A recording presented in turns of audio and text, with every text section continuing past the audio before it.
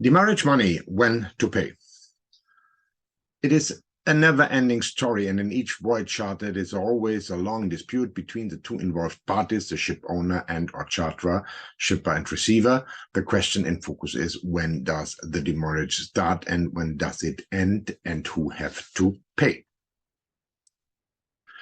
So the definition of demurrage is a demurrage is a charterer charges paid by the charterer to the vessel owner when there is a delay in the operation of loading or unloading of the vessel. Here also the charterer can be actually exchanged if it is part of the bill of lading and the charter party, it is expressly named that here the receiver and or also the shipper might be the one who have to pay for the demurrage. It is a penalty charged for the delay or any other violation of the agreement signed between these two parties. So therefore, the master and the ship owner should check when the lay time commences, meaning when demurrage or dispatch money to be paid. If demurrage money to be paid, it must be checked if damages caused due to a longer lay time, that means a longer stay at the loading or discharging berth or at the anchorage where the late time already starts, will be covered by the demurrage money or not. Here the wording in the charter party is from importance because if the charterer needs more time for discharging and cannot cope with the late time given in the charter party, he will breach the contract, and that again will mean that the charterer have to pay demurrage money to the ship owner for this delay. The question is, what is agreed in the charter party? So demurrage money or demurrage can be imposed under the bill of lading unless the document expressly so provides or incorporates the charter provision that so provided. The question is, who can be held liable under the bill of lading? The one who is liable for the demurrage money must be expressly stipulated in the bill of lading. This can be also the consignee in the discharging port and the shipper in the loading port, or the shipper for both loading and discharging port, or the charterer for both and the loading and the discharging port. So such clause, if we want to answer the question who will be liable, so such clause would be, for example, based on the consignee's liability. In case of bill of lading stated the destination as a geographical area, a range of ports or destinations for orders by nominating the discharge port and demanding delivery of cargo at such port, consignee shall be liable for any cost incurred by the ship owner in complying with consignee instructions for delivery of cargo, including demurrage cost incurred at discharge port. You see here the demurrage costs are part of the consignee, what he have to pay. But in this clause is nothing in which gives us a hint that also damages which were caused during the exceeded late time are part of the demurrage money. So if it is not in, then always the ship owner have to assume that this demurrage money is only to be paid for the time the ship was on demurrage and does not include any other money which have to be paid for claims that are due to, let's say, cargo was spoiled or cargo could not be used anymore during the exceeding of the late time. Therefore, it is important because if there is a claim, it might be here that we first have to think about it, who is responsible for the claim and who have to pay for the claim. And therefore, again, the master and also the ship owner should check the charter party. If it's the Hague and Hague-Visby rule, then here the charterer, if the charterer is a carrier or the ship owner as a carrier, are not liable to any damages caused by the neglect of the master, mariner, or pilot. So we can now follow that there are three categories of void charter parties with regard to the demurrage money. So according to the Judge Lord Diplock, we have the charter party provides that the charter is to pay demurrage. The charter party provides that the shipper or consignee is to pay demurrage.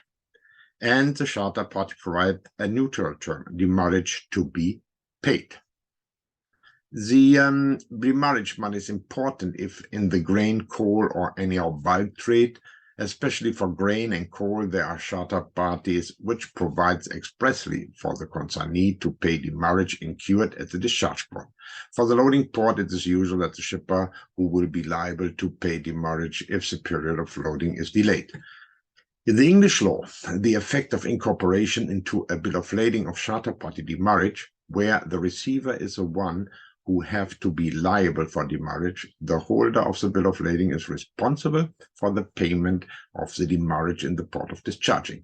It have to be expressly mentioned in the charter party who will be liable and pay for the demurrage in the port of loading and discharging. If it is stated that the charter is liable for paying the demurrage, then he have to pay for both port of loading and discharging. So an example to clarify who will be liable for what and who have to pay the demurrage money when and what is the demurrage money including. A 5-hatch bulk carrier with gears has loaded 52,000 tons of grain in the US East Coast for East Africa in a voyage charter. The charter party was claused under the Hague-Visby rule, requiring a bill of lading. The demurrage money was expressly stated in the bill of lading to be payable for the port of loading and discharging by the charterer, but was not including any other terms. Of example, that all demurrage damaged or all damages howsoever occur due to the delay in discharging will be part of the demurrage payment. As the ship arrives in the port of discharging in East Africa, the berth was not available and the ship had to be at the anchorage for 16 days. And the charter was a port charter, and therefore the master tendered the notice of readiness as soon as the ship was at the anchorage, which was in the port limits, and the ship was to the immediate disposal to the charterer. Therefore, the lay time starts to count. Total lay time agreed was 8,000 tons per consecutive working day, equal 6.5 days. Afterwards, the ship would be on demurrage. So that is clearly marked in the charter party and also the bill of lading. So the two parties actually know when the ship will be on demurrage and what have to be paid and what is included. As soon as the ship was berthed, the discharging of the grain starts, and the ship completed the discharging in 6.5 days, but the ship owner claims demurrage for the time delayed, which was the 16 days at the anchorage plus the 6.5 days. So actually, the 6.5 days were reached, but the 16 days where the ship was already at the anchorage and the lay time starts counting are demurrage. During the discharging, the receiver claimed that 25% of the cargo was damaged and could not be used anymore. The ship owner paid about $900,000 to the receiver to settle the claims. The ship owner claimed now the charterer for the claim money because he argued that the claim was caused due to the delay and not fulfilling of the lay time, and therefore not only a breach of the contract with regards of the lay time, also the claim caused by long period at the anchorage. The charterer refused to pay because he argued that it was a management of ship failure in wrong ventilation, which causes the damage to the cargo in hatch number 2, cargo threat. Further, demurrage was based on the lay time and does not include any extra and special clauses with regards to damage of the cargo, and these damages are included in the demurrage money. So is the ship owner entitled to claim the charterer for the damages of the cargo? That is a question what we want to solve. So the analysis, after having also cargo hold metrological diagrams on hand, what and who have to pay for the claims, and was the claim of the ship owner justified against the charterer? So we know, everybody knows that grain have to be ventilated. There is no way out. And for this, we need evidences that we have ventilated or that we do not have ventilated, that we have a clear statement what we have done during the voyage with regards to ventilation. Therefore, normally we can use cargo hold metrological diagrams. So the cargo hold metrological diagram for the hatch for the first 5 days at the anchorage. And here we can clearly see that actually the outside temperature, wet and dry bulb, is here in field E, which was created by using the Puls-Kuno diagram. So which means it is in E. If we are checking the result and analysis of the actual condition during the first 5 days at the anchorage, the dew point here is 18 degrees. So which means the actual air temperature is dry and wet, and relative humidity is in field E, what we can see here. Therefore, the dew point of the outside temperature is higher than the cargo hold dew point, and therefore also the vapor pressure and the absolute humidity are higher in the atmospheric temperature than in the cargo hold temperature.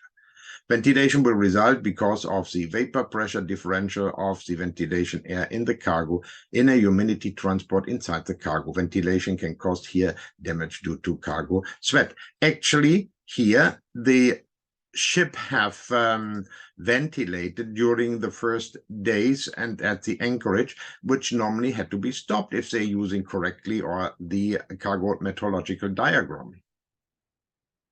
So the cargo meteorological diagram for day 6 to day 8, and also here we see that the intersection of this is in field B, the outside temperature. The wet and dry bulb is in field B. So which means the analysis for this is the relative humidity of the atmospheric is below, here only 2%, but below the equilibrium humidity of the cargo hold. The dew point vapor pressure and the temperature of the atmosphere are below the intersection of the cargo dry and wet temperature because of the vapor pressure differential, and drying effect will occur if we are ventilating. The effect is very small, and for this reason and for the reason of that the absorption equilibrium will be undergone, a ventilation with less changes, here 1/4 speed, and a strict control and measuring should be done. So here the master could have ventilated, but it has here, as we said, we have only a drying effect, and that is all. So which means here master had done a full ventilation and not as required a 1/4 speed ventilation. So which means actually again not a wrong approach to ventilate the cargo. And that is then from day 9 to day 15 before the ship was burst. We also can see again that the outside temperature dry and wet is in field E. That means the same here. We have a water vapor transport inside the cargo, and it will cause cargo sweat. Therefore, the ventilation should be stopped, what he do not have done. So actually, it is clearly visible to decision of the master to continue ventilating as the ship was at the anchorage was wrong and causes the damages of the cargo. That means damage due to cargo sweat. Therefore, the demurrage is justified, but the charter is not liable for the damage to the cargo caused by the delay in discharging.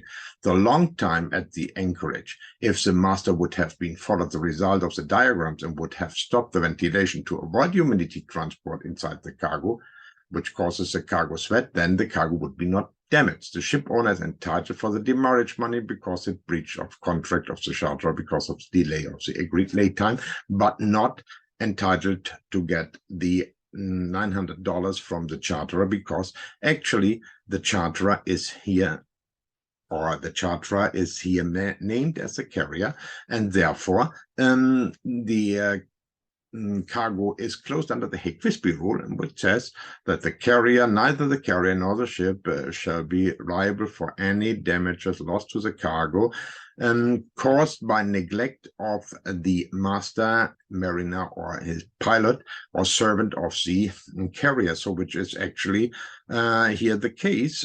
So it was a neglect, it was a wrong decision, and the management of the ship was wrongly done because the cargo meteorological diagrams were not correctly interpreted, and therefore we had a claim. If they would have stopped the ventilation, there would be no claim.